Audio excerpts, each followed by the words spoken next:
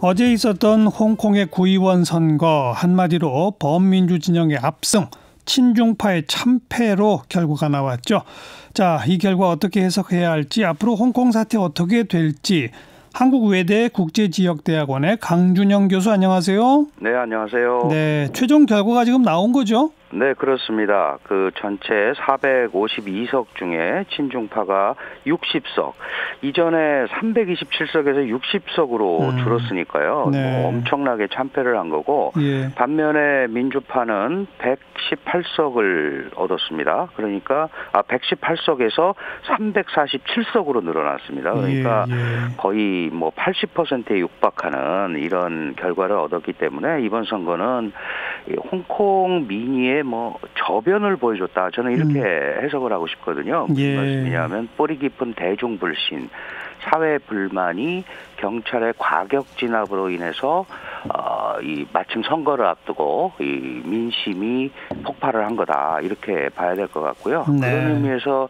향후에 이 홍콩 정부나 중국 중앙 정부 방침이 어떠냐에 따라서 이게 이제 내년 9월에 입법원 선거도 있습니다. 이거는 이제 지방의회 선거인데 여기에도 영향을 끼칠 수 있고, 이렇기 때문에 그 홍콩 향후 미래와 관련해서 좀 뭐라 그럴까, 기로에서는 중요한 선거였다, 이렇게 보고 싶습니다. 방금 언급하셨는데, 그러니까 어제 있었던 구의원 선거는 뭘 뽑는 거죠? 우리로 치면 지방자치 기초의원들인가요? 그렇습니다. 이게 이제 홍콩이 특별행정구니까요. 우리가 이제 입법원이라고 그러는 데서 70석은 이제 나라로 치면 국회의원격이고요. 이거는 이제 지방의원들입니다. 근데 지방의원들이니까 아무래도 정치 참여보다는 뭐 교통, 상하수도 문제, 도로 뭐 이제 이렇게 민생 관련 사안을 많이 하는데, 어쨌든 18개 지역의 기초의원을 뽑는데 17개 지역을 민주파가 석권을 한 거거든요. 알겠어요. 그러니까 엄청난 의미가 있는 거죠. 우리로 치면 이제 각 기초지자체의 기초의원들 뽑는 선거에서 결과가 나온 거고, 내년에 있을 입법원은 국회의원이다. 네, 그렇습니다. 우리로 치면. 네, 거기는 모두 정원이 70명이에요? 네, 그렇습니다. 근데 또 35명은 직능 대표로 뽑거든요. 그러니까 직능 대표는 또 아무래도 중국에 협조하는 직능 대표자들이 오기 때문에 이것도 역전시키기가 굉장히 어려운데, 이번에 이걸 보면 가히 혁명이라고 할 수 있으니까 그게 근접만 해도 그 홍콩 정부가 중국 중앙 정부의 말을 이어서 뭔가 정책을 펴기가 굉장히 어려워지는 거죠. 그런 계기가 되는 선거였다, 이렇게 볼 수 있습니다. 네. 그러면 이게 홍콩 시위를 더 가속화시킵니까? 아니면은, 자, 이게 표로도 우리가 다 이겼으니까 시위가 아닌 다른 방식으로 진행이 될까요? 어떻게 전망하세요? 예, 저는 후자의 경우가 더 클 거라고 생각을 합니다. 왜냐하면 이게 사실 시위가 홍콩이 애초에 이 송환법 반대할 때는 아시다시피 평화적 시위를 했거든요. 그러다가 경찰이 강경 진압을 하면서 이 강경 진압 경찰에 대한 조사위원회도 만들어 달라, 이런 거를 무시하고 계속 강경 진압을 하다 보니까 이게 나중에 이제 과격한 이 일부 학생들의 시위로 번졌습니다. 그렇죠. 당연히 그거를 모든 시민들이 찬성할 수는 없었지만 그래도 성원은 나름대로 보내고 있었던 거죠. 그러니까 지금 이 상태에서 지금 홍콩 이공대에 한 20-30명이 남아있는 걸로 알려져 있는데 지금 뭐 이걸 또 과격 진압한다고 들어간다 그러면 또 새로운 저항을 불러일으킬 것이기 때문에 저는 이번에 이 결집된 민의를 무기로 홍콩 정부의 어떤 정책 전환 요구를 할 수 있는 그런 훌륭한 계기를 삼는 쪽으로 가야 되지 않나, 이렇게 판단을 합니다. 그런데 사실 홍콩 행정당국 정부를 향해서 5대 조건 등등 요구를 계속 해왔는데 안 받아들여지니까 시위가 지속됐던 거 아닙니까? 맞습니다. 이번에 이런 그 뭐 선거 결과가 있다고 그래서 똑같은 요구를 했을 때 행정당국이 변화가 없으면 뭐 속수무책 아닌가요?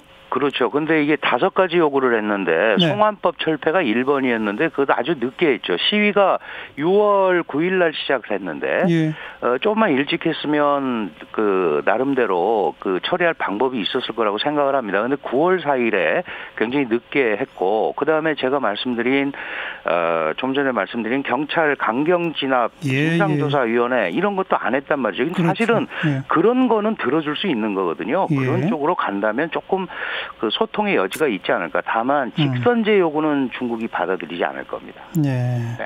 어쨌든 이 경찰의 강경 진압에 대한 진상조사 등등이라도 수렴하면서 이 캐리람 행정장관이나 홍콩 행정당국의 변화가 있을 걸로 지금 기대하시는 거잖아요. 네, 조금은 있어야 되고요. 그렇지 않으면 굉장히 복잡해질 상황으로 또 갈 수 있습니다. 즉 전혀 변화가 없다면 그 방금 표현하신 굉장히 복잡해진다는 거는 뭐예요? 그 복잡해진다는 의미는 이제 예를 들어서 우리가 보통 얘기하는 시민들이 소위 우리가 얘기하는 넥타이 부대다라든지 이렇게 이제 몰려나가면 복잡해지는데 예. 지금 이번에 공권력의 힘을 받잖아요. 그리고 모든 사람이 그렇게 나서서 싸울 만큼 이 홍콩 정부 또는 대중국 중앙정부의 용기를 내기가 쉽지는 않습니다. 네. 다만 제가 말씀드리는 거는 이런 민의를 캐리람 행정장관도 겸허히 받아들이겠다고 그랬으니까 뭔가 조금은 이 틀을 마련하는 쪽으로 가야지 홍콩 사태 해결의 기미가 보인다는 말씀이지 예. 이게 사실 그렇게 가지 않으면 또 강대강 대결을 가고 홍콩 시민사회가 이길 방법이 별로 없죠. 네. 뭐 일각에선 캐리람 장관을 경질할 가능성도 있다 이런 보도가 나오던데 그 가능성은 없다고 보세요?